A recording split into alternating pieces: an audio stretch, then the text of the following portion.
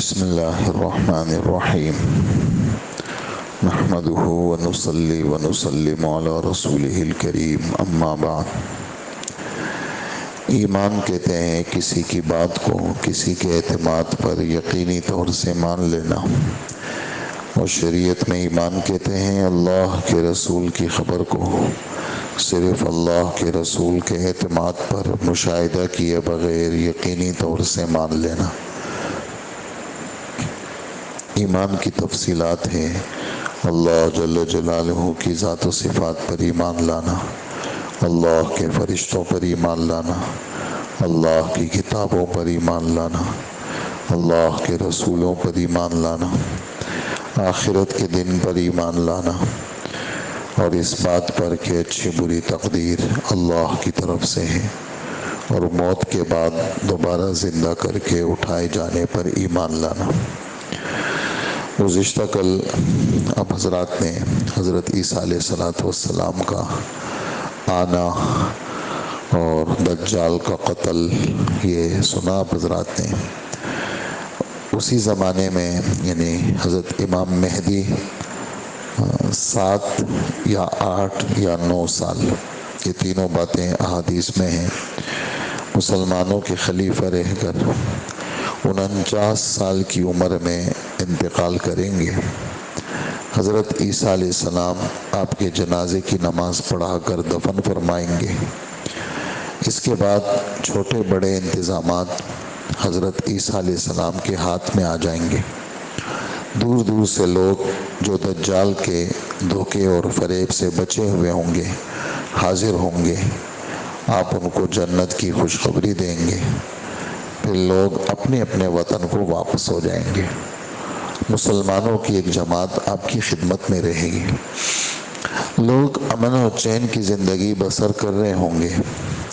یاجوج اور ماجوج، ان کی دیوار ٹوٹ جائے گی جو ذوالقرنین بادشاہ نے تعمیر کی تھی۔ یاجوج اور ماجوج انسانوں ہی کے 2 بڑے وحشی قبیلوں کے نام ہیں۔ یہ اتنی بڑی تعداد میں ہوں گے کہ وہ ہر بلندی سے اتریں گے اور تیز رفتاری کے باعث پھسلتے ہوئے معلوم ہوں گے۔ اللہ تعالیٰ کی طرف سے حضرت عیسیٰ علیہ السلام کو حکم ہوگا کہ وہ مسلمانوں کو کوہ طور کی طرف جمع کر لیں، کیونکہ یاجوج ماجوج کا مقابلہ کسی کے بس کا نہ ہوگا۔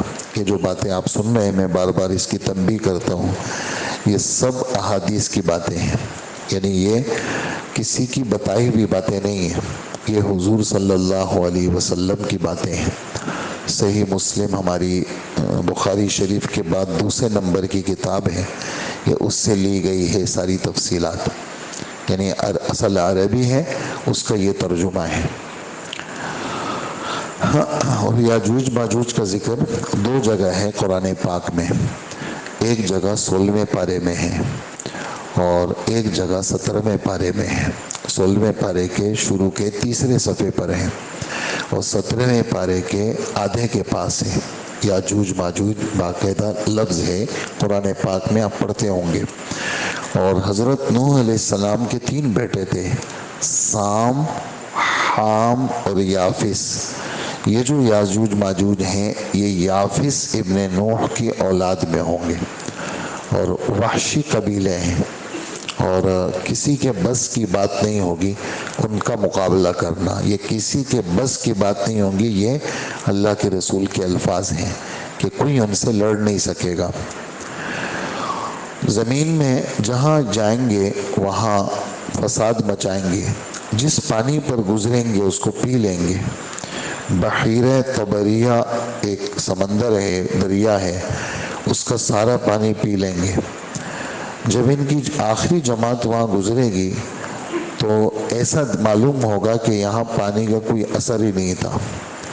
بالآخر یاجوج ماجوج کہیں گے کہ زمین والوں پر تو ہمارا غلبہ آ چکا، اب چلو آسمان والوں سے لڑائی کریں۔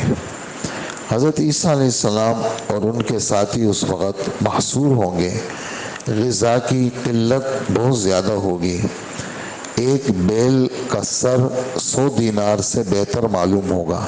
مال کی اہمیت نہیں ہوگی جتنی غذا کی ہوگی۔ لوگوں کی شکایت پر حضرت عیسیٰ علیہ السلام یاجوج ماجوج کے لیے بد دعا کریں گے۔ اللہ تعالیٰ ان کی گردنوں اور کانوں میں ایک پھوڑا نکال لیں گے جس سے سب کے جسم پھٹ جائیں گے اور اچانک سب ہلاک ہو جائیں گے۔ اس کے بعد حضرت عیسیٰ علیہ السلام ان کے ساتھی کوہ طور سے زمین پر اتریں گے، لیکن پوری زمین ان کی لاشوں سے بدبو سے بھری ہوئی ہوگی۔ پھر دعا کریں گے حضرت عیسیٰ علیہ السلام، اللہ تعالیٰ ایک ہوا اور لمبی گردنوں والے بڑے بڑے پرندوں کو بھیجیں گے جو ان کی لاشیں اٹھا کر سمندر میں اور جہاں اللہ چاہیں گے وہاں پھینک دیں گے۔ پھر اللہ تعالیٰ ایسی بارش برسائیں گے جو زمین کو دھو کر آئینے کی طرح صاف کر دے گی اور زمین اپنی اصلی حالت پر برکات سے بھر جائے گی۔ حضرت عیسیٰ علیہ السلام کی برکتیں دنیا میں آپ کا اترنا، آپ کا رہنا امام عادل، حاکم منصف کی حیثیت سے ہوگا۔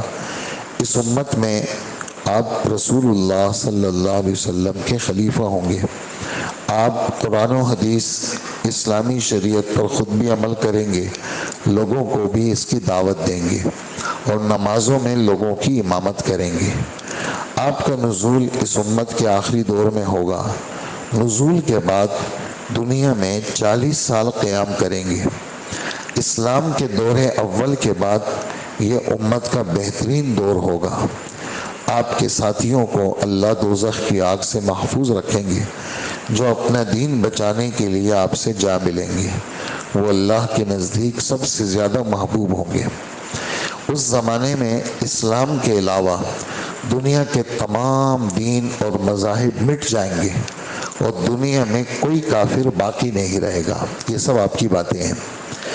اس لیے جہاد موقوف ہو جائے گا اور کافروں کے اوپر جو ٹیکس لگتا تھا وہ بھی نہیں ہوگا۔ مال اور سونا لوگوں میں اتنا عام ہو جائے گا کہ کوئی مال کو قبول نہیں کرے گا۔ زکوٰۃ صدقات کا لینا ختم ہو جائے گا، کوئی غریب نہیں رہے گا، سب لوگ مالدار ہوں گے۔ لوگ ایسے دیندار بن جائیں گے کہ ایک سجدہ کرنا دنیا اور دنیا میں جو کچھ ہے وہ لوگوں کو اچھا لگے گا۔ 7 سال تک کسی بھی دو کے درمیان دشمنی نہیں ہوگی، سب کے دلوں سے بخل، کینہ، بغض، حسد سب نکل جائے گا۔ 40 سال تک نہ کوئی مرے گا نہ کوئی بیمار ہوگا۔ ہر زہریلے جانور کا زہر اللہ نکال دیں گے۔ سانپ اور بچھو بھی کسی کو تکلیف نہیں دیں گے۔ بچے سانپوں کے ساتھ کھیلیں گے، یہاں تک کہ بچہ اگر سانپ کے منہ میں ہاتھ بھی دے گا تو وہ اس کو نقصان نہیں پہنچائے گا، اور درندے بھی کسی کو کچھ نہیں کہیں گے۔ آدمی شیر کے پاس سے گزرے گا تو شیر اس کو نقصان نہیں پہنچائے گا، یہاں تک کہ کوئی بچی شیر کے دانت کھول کر دیکھے گی تو شیر اس کو کچھ بھی نہیں کہے گا۔ ایسا معاملہ ہوگا۔ اونٹ شیروں کے ساتھ، چیتے گایوں کے ساتھ، بھیڑیے بکریوں کے ساتھ چریں گے، اور بھیڑیا بکریوں کے ساتھ ایسا رہے گا جیسا کتا ریوڑ کی حفاظت کرتا ہے۔ زمین کی پیداواری صلاحیت اتنی بڑھ جائے گی کہ بیج ٹھوس پتھر میں بھی بویا جائے تو اگ آئے گا۔ حالانکہ بیج نرم زمین میں اگتا ہے، لیکن اگر پتھر پہ بھی ڈال دیں گے تو پتھر پھٹ جائے گا اور اس میں سے یعنی پودا نکل آئے گا۔ اسی طرح ہل چلائے بغیر بھی ایک مدھ، یہ جو مدھ ہے یہ 750 ml کا ہوتا ہے، تقریباً 3 پاؤ، تو تقریباً 3 پاؤ سے 700 گنا، 3 پاؤ کو 700 گنا کے ساتھ ضرب دے دیں۔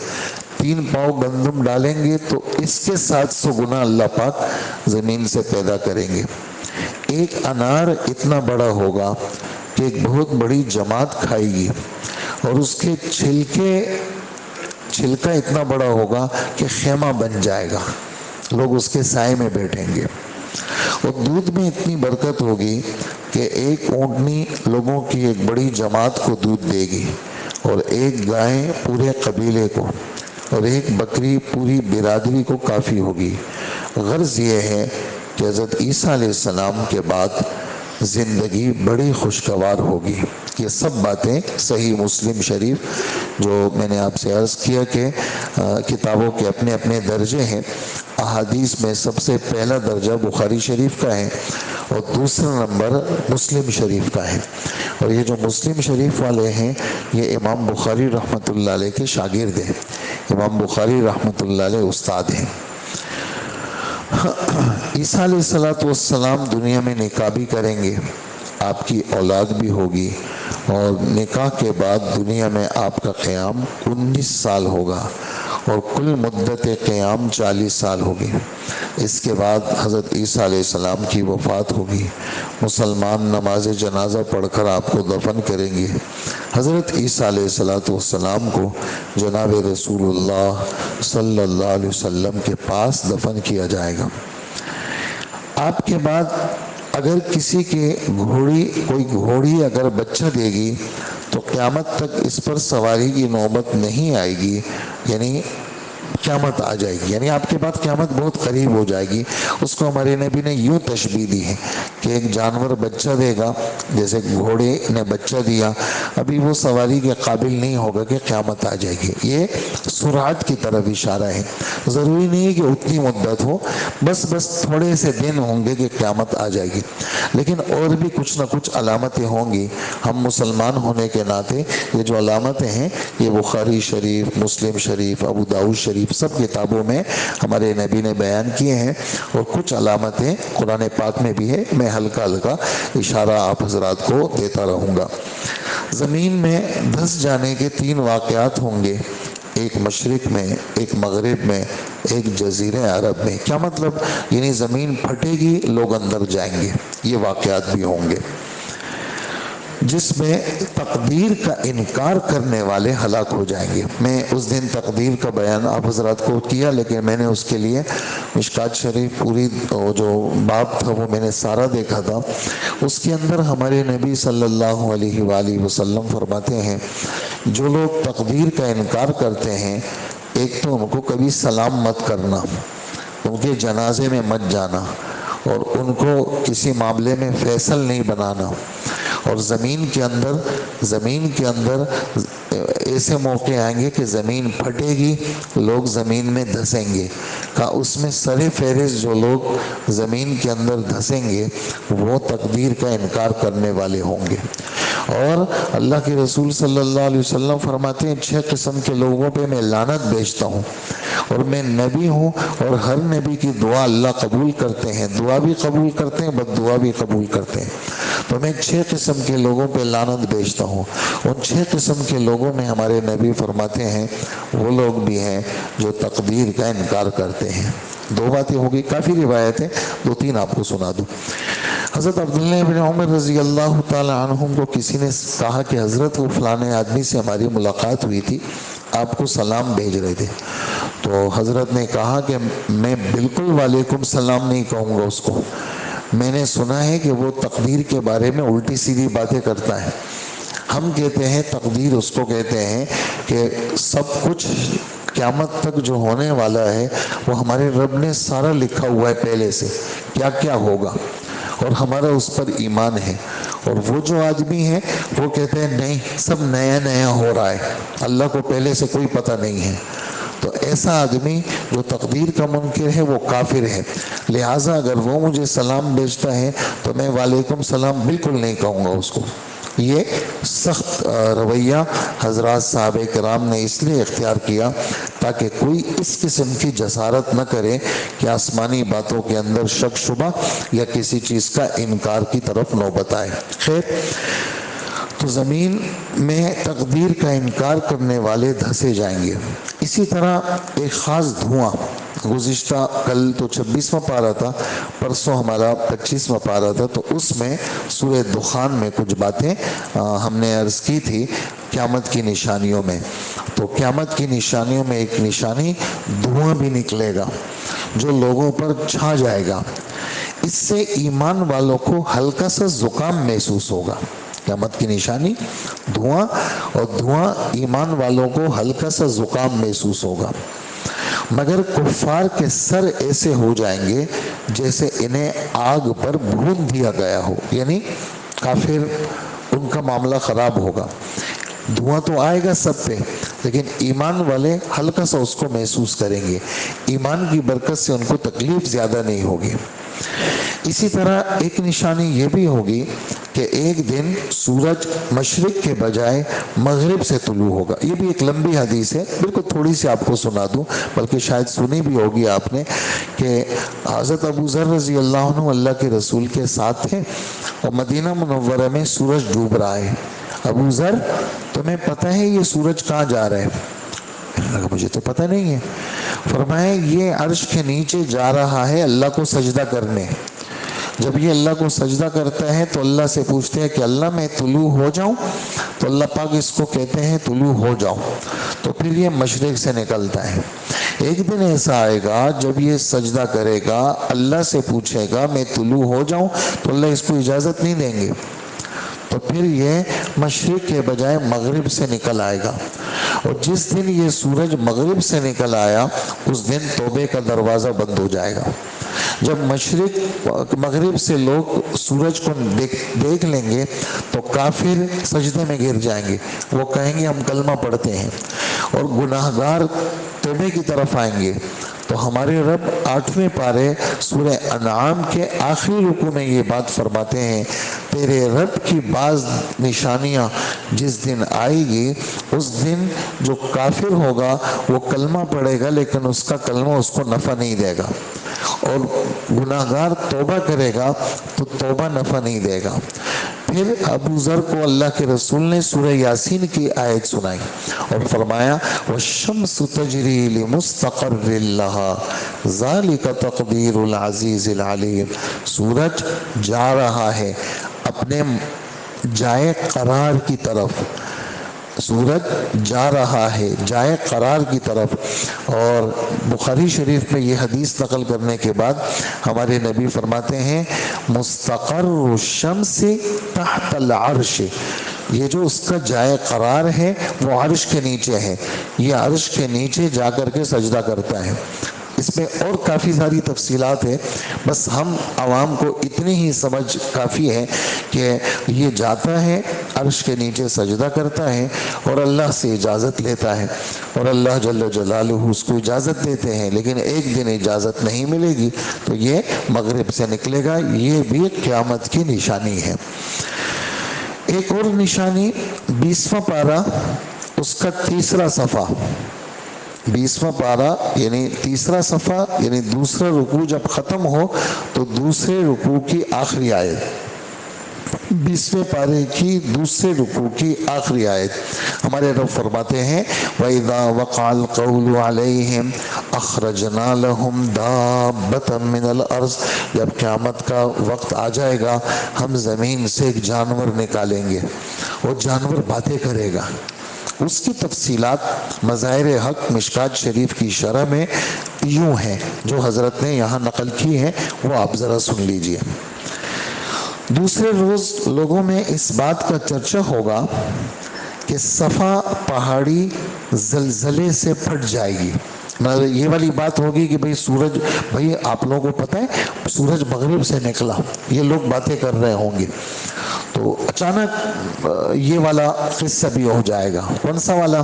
کہ صفا کی پہاڑی پھٹ جائے گی، جس سے ایک عجیب شکل کا جانور برآمد ہوگا۔ اس جانور کے نکلنے کی افواہ اس سے پہلے 2 مرتبہ یمن اور نجد میں مشہور ہو چکی ہوگی۔ شکل کے لحاظ سے یہ جو جانور ہوگا یہ 7 جانوروں کے مشابہ ہوگا۔ چہرے میں یہ انسان کی طرح ہوگا اور پاؤں اس کے اونٹ کی طرح ہوں گے، گردن اس کا گھوڑے جیسا ہوگا، دم یہ بیل کی جیسی دم ہوگی، اور پشت کے نیچے حصے میں یہ ہرن جیسا ہوگا، اور اس کے سینگ جو ہوں گے وہ 12 سینگے جیسے ہوں گے، اور ہاتھوں میں یہ بندر جیسا ہوگا۔ یہ لوگوں سے بالکل صاف صاف باتیں کرے گا۔ اس کے ایک ہاتھ میں حضرت موسیٰ علیہ السلام کا عصا ہوگا اور دوسرے ہاتھ میں حضرت سلیمان علیہ السلام کی انگوٹھی ہوگی۔ تمام شہروں میں ایسی تیزی کے ساتھ دوڑا کرے گا کہ کوئی انسان اس کا پیچھا نہیں کر سکے گا اور کوئی بھاگنے والا اس سے بچ نہیں سکے گا۔ ہر آدمی پر نشان لگاتا جائے گا۔ اگر وہ صاحب ایمان ہے تو موسیٰ علیہ السلام کی عصا سے اس کی پیشانی پر ایک نورانی خط کھینچ دے گا، جس کی وجہ سے اس مومن کا چہرہ منور ہو جائے گا۔ اور اگر وہ مومن نہیں ہے تو سلیمان علیہ السلام کی انگوٹھی سے اس کی ناک یا گردن پر کالے رنگ کی مہر لگا دے گا، جس کی وجہ سے اس کا چہرہ بے رونق ہو جائے گا۔ یہاں تک کہ اگر ایک دسترخوان پر چند آدمی جمع ہو جائے تو ہر ایک کے کفر اور ایمان میں امتیاز ہو سکے گا کہ یہ مومن ہے اور یہ کافر ہے۔ کیوں؟ مومن کا چہرہ چمکدار ہوگا، کافر کا چہرہ کالا ہوگا، بے رونق ہوگا۔ اس جانور کا نام دابۃ الارض ہے، جو میں نے آیت آپ کے سامنے پڑھی 20واں پارہ اس کے دوسرے رکوع کی آخری آیت۔ اس کے دابۃ الارض کے ظاہر ہونے سے سور کے پھونکے جانے تک 120 سال کا عرصہ ہوگا۔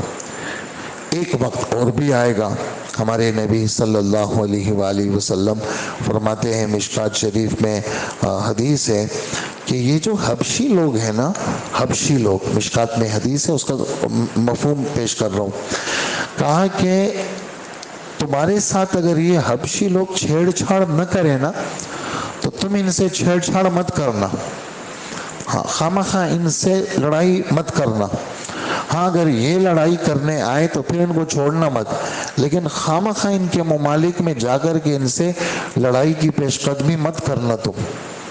اترک الحبش ما ترکوکم، یہ الفاظ آپ کے ہیں کہ یہ حبشیوں کو یعنی خامخواہ ان سے چھیڑ چھاڑ مت کرو۔ اس کی وجہ شارحین نے یہ بھی لکھی ہے کہ ان کے علاقہ بہت دور ہے اور بیچ میں بہت زیادہ سمندر اور بہت زیادہ ہے، تو اگر یہ تمہیں کچھ نہیں کہتے تم کچھ بھی مت کرنا۔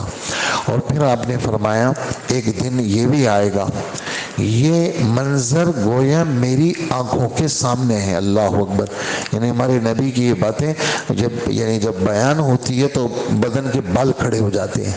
یہ منظر گویا کہ میری آنکھوں کے سامنے ہے کہ حبشہ سے ایک لشکر چلے گا، جس کا جو ہے وہ پہلا آدمی حرم میں ہوگا اور جس کا آخری آدمی جو ہوگا جدہ کے سمندر کے پاس ہوگا۔ یہ پورا ایریا ان کے لشکر سے بھرا ہوا ہوگا۔ جدہ کا سمندر کوئی دور تو یعنی قریب تو نہیں ہے، 65-70 کلومیٹر کا فاصلہ ہے سارا، مکہ اور جدہ کے بیچ میں اور سمندر کے بیچ میں اتنا کافی فاصلہ ہے، کہ جس کا پہلا آدمی یہاں ہوگا اور آخری آدمی وہاں ہوگا۔ اور آپ فرماتے ہیں یہ منظر میری آنکھوں کے سامنے ہے، اللہ اکبر، کہ ایک حبشی جس کی ٹیڑھی پنڈلیاں ہوں گی۔ آپ نے دیکھو ہماری پنڈلیاں سیدھی ہیں بالکل، ہم راستے میں بعض آپ نے دیکھو کہ بعض لوگوں کی پنڈلیاں ایسی ٹیڑھی ہوتی ہے، وہ جب راستے میں چلتے ہیں تو دونوں پاؤں کے بیچ میں فاصلہ عجیب سی چال ہوتی ہے، اس کو پرانی اردو میں پھٹا کہتے ہیں، پے ہا ڈال الف۔ اور دجال کے لیے بھی یہ لفظ ہمارے نبی نے استعمال کیا ہے، دجال کی جو پنڈلیاں ہوں گی وہ بھی ٹیڑھی ہوں گی اور وہ راستے میں ایسے چلے گا، ہم اب ایسے چلتے ہیں نا سیدھا، اور وہ راستے میں جس کی پنڈلیاں ٹیڑھی ہوتی ہیں تو وہ راستے میں ٹیڑھا میڑھا چلتا ہے۔ تو کہا کہ وہ حبشی میری آنکھوں کے سامنے ہے جو بیت اللہ کے اوپر نعوذ باللہ چڑھ کر کے بیت اللہ کو توڑ رہا ہوگا، اور پوری دنیا میں کوئی فرد نہیں ہوگا جو اس کو منع کر سکے، اور بیت اللہ بالکل نعوذ باللہ زمین کے ساتھ ملا دے گا، وہ بیت اللہ گر جائے گا۔ اللہ اکبر، یہ وقت بھی آئے گا۔ حبشہ کی کافروں کا غلبہ ہوگا اور زمین پر ان کی سلطنت ہوگی، اور خانہ کعبہ کو ایک ایک اینٹ کر کے توڑ دیں گے۔ اللہ پاک وہ دن ہمیں کبھی نہ دکھائے، لیکن ہوگا اس طرح، آپ کی خبر ہے یہ۔ اسی طرح ایک نشانی یمن میں عدن کے علاقے سے ایک آگ زمین کی گہرائی سے نکلے گی، جو لوگوں کو حشر کے میدان شام کی طرف ہانک کر لے جائے گی اور مومنین کو ملک شام کے اندر جمع کر دے گی۔ اور ایک وقت ایسا بھی آئے گا نعوذ باللہ کہ قرآن پاک لوگوں کے سینوں سے اور قرآن پاک کاغذ سے مٹا دیا جائے گا. قرآن کو لوگ بھول جائیں گے. ابھی تو ہم پڑھتے ہیں نا, ایک وقت ایسا آئے گا قرآن بھول جائیں گے, اور کاغذ میں ہم دیکھ کے پڑھتے ہیں تو کاغذ بھی مٹ جائیں گے, کاغذوں سے قرآن پاک مٹ جائے گا. پہاڑ اپنے مرکزوں سے ہٹ جائیں گے, اور اس کے بعد روحوں کو قبض کیا جائے گا, قیامت آ جائے گی. ایک خوشگوار ہوا آئے گی جو تمام مومنین کی روحیں قبض کر لے گی. کوئی مومن دنیا میں باقی نہیں رہے گا, صرف بدترین لوگ رہیں گے جو گدھوں کی طرح کھلم کھلا زنا کریں گے. پہاڑ دھن دیے جائیں گے. دھننا کس کو کہتے ہیں؟ پہلے زمانے میں ایسا ہوتا تھا, اب تو ہم اس کو جانتے ہی نہیں ہیں. دھننا اس کو کہتے ہیں, پہلے زمانے میں یہ تکیہ, رضائیاں, تلائیاں یہ تھوڑی سی دب جاتی تھی. اب تو وہ تکیہ وکیہ کچھ نہیں, اب تو سب فوم آ گئے, مولٹی فوم آ گئی یہ چیزیں. پہلے روئی ہوتی تھی تو وہ یہ روئی دب جاتی تھی, پھر یہ دکان میں لے جاتے تھے ہم لوگ, اور دکان والے اس کو کھول کر کے اس سے روئی نکالتے تھے, اور پھر اس کو جو ہے وہ, اس زمانے میں مشین بھی نہیں ہوتی تھی, اپنے ہاتھ سے وہ کیا کرتے تھے, اس کو مارتے تھے, اور وہ یہ جو وہ ہوتی ہے اپنی روئی, یہ الگ الگ ہو جاتی تھی. پھر اس کے بعد اس کو الگ الگ کر کے دوبارہ اس کو رضائی میں اور تکیوں میں بھر دیتے تھے, تو وہ پہلے کی طرح نرم ہو جاتی تھی, ورنہ پچک جاتی تھی, سخت ہو جاتی تھی. تو اس روئی کو مارنا اور اس کو الگ الگ کرنا, اس کو دھننا کہتے ہیں. اس کو کیا کہتے ہیں دوستو؟ دھننا کہتے ہیں. تو پہاڑ دھن دیے جائیں گے, جیسے روئی کو مار مار کے چورا چورا کرتے ہیں, ایسے ہی پہاڑوں کو چورا چورا کر دیا جائے گا. زمین چمڑے کی طرح پھیلا کر سیدھی کر دی جائے گی. اس کے بعد قیامت کا حال پورے دنوں کی اس حاملہ اونٹنی کی طرح ہوگا جس کے مالک ہر وقت اس کے انتظار میں ہو کہ دن میں ہو یا رات میں کسی وقت بچہ پیدا ہو جائے. بالآخر انہی بدترین لوگوں پر قیامت آئے گی. اور ہمارے نبی فرماتے ہیں, لا تقوم الساعة الا على شرار اہل الارض. قیامت زمین کے اندر جو بدترین لوگ ہوں گے اس پر قیامت آئے گی. ایمان والے وہ پہلے سے جا چکے ہوں گے, ابھی آپ نے سنا, ایمان والے پہلے سے خوشگوار ہوا آ کر کے وہ جا چکے ہوں گے, اور پوری دنیا میں ایک آدمی بھی اللہ کا نام لینے والا نہیں ہوگا. پوری دنیا اللہ کے نام سے خالی ہو جائے گی. اس وقت جو آسمان کھڑے ہیں, زمین موجود ہے, پہاڑ موجود ہیں, یہ بلڈنگیں موجود ہیں, یہ اللہ کے نام کی برکت سے موجود ہیں.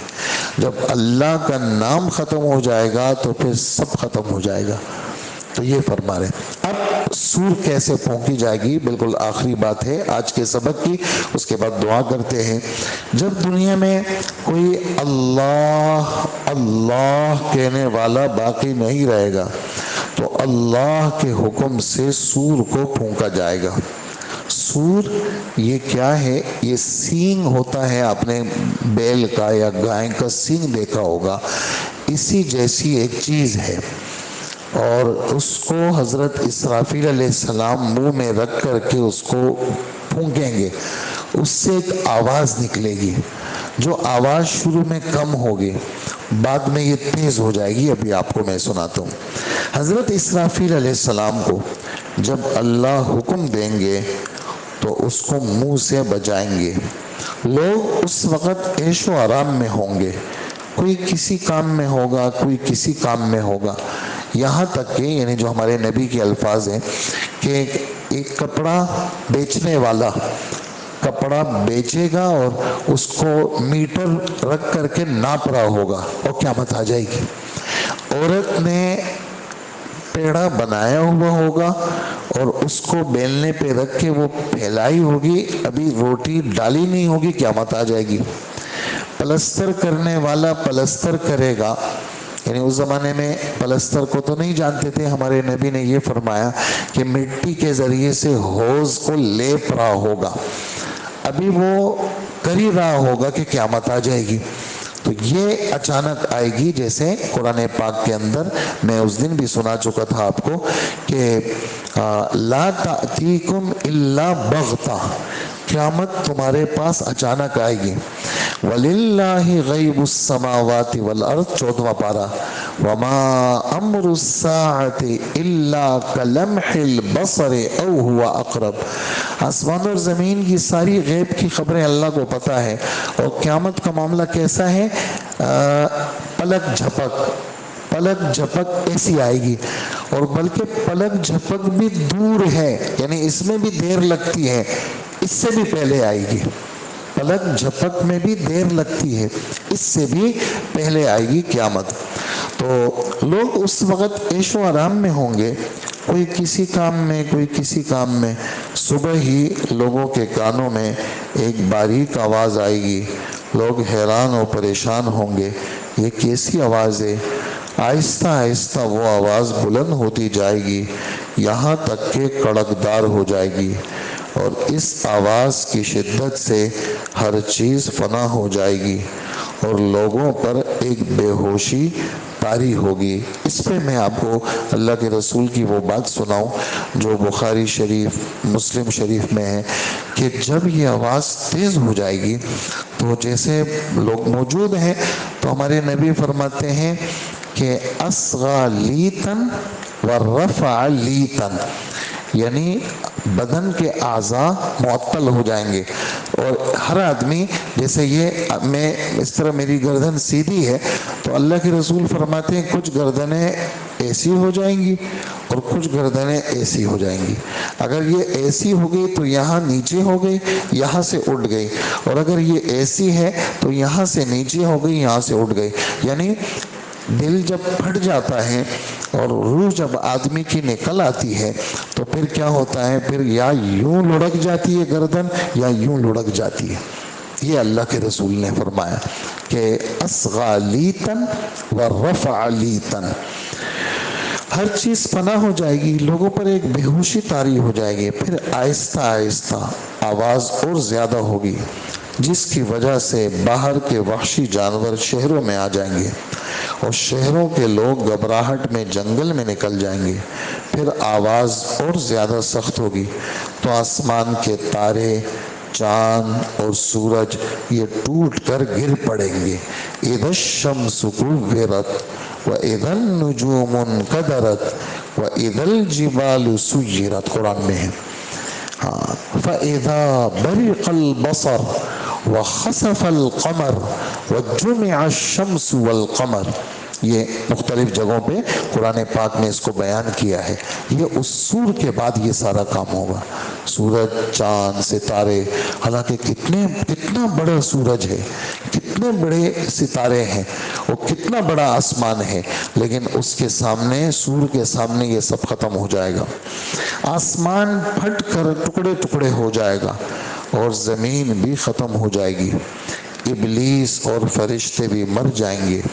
سب سے آخر میں عرش، کرسی، لوح، قلم، جنت، دوزخ، روحیں اور سور بھی تھوڑی دیر کے لیے فنا ہو جائیں گے.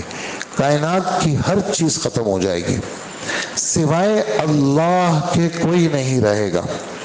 جب اللہ کے سوا کوئی باقی نہیں رہے گا تو اللہ فرمائیں گے، یہ کہاں ہے یہ بات؟ 24واں پارہ سورہ مومن کے دوسرے رکوع میں یہ والی بات کہ اللہ پاک فرمائیں گے لمن الملک اليوم، آج بادشاہت کس کی ہے؟ اللہ پاک فرمائیں گے. پھر کوئی جواب دینے والا نہیں ہوگا تو اللہ خود ہی جواب دیں گے. للہ الواحد القہار، ایک اللہ کی بادشاہت ہے جو ایک ہے، وہ سب پر حاوی ہے، دبدبے والا ہے. ایک وقت تک صرف اللہ کی ذات ہی رہے گی اس کے بعد باقی چیزیں پھر پیدا ہوں گی، آگے پھر اس کا انشاءاللہ پھر جزا اور سزا کا بیان ہے، یہ انشاءاللہ ہمارا اگلا موضوع ہے۔ دوستو اللہ پاک ان باتوں کا ہمیں یقین نصیب فرمائے، اور اللہ پاک اس دن کے آنے سے پہلے ہمیں تیاری کی توفیق عطا فرمائے۔ اور ہمارے نبی فرماتے ہیں ایک چھوٹی قیامت سب سے پہلے آئے گی، وہ کیا ہے؟ وہ موت ہے۔ اور یہ آپ کا فرمان آپ کو سنا دوں، من مات فقط قامت قیامتہ، جس آدمی کی موت آ گئی سمجھو اس کی قیامت تو آ ہی گئی۔ تو اس کو چاہیے کہ اپنے اس قیامت سے پہلے اپنی اس قیامت میں آنے سے پہلے اس کی تیاری کر لے۔ اللہ پاک نے یہ زندگی دی ہے، آخری جمعہ ہے آج ہمارے رمضان کا، اور دوستو اللہ پاک ہمیں ان آخری دنوں کی قدردانی نصیب فرمائے، اور سچی توبہ اللہ ہم سب کو عطا فرمائے، اور دل سے اللہ کی طرف ہمیں توجہ نصیب فرمائے۔ الحمدللہ رب العالمین۔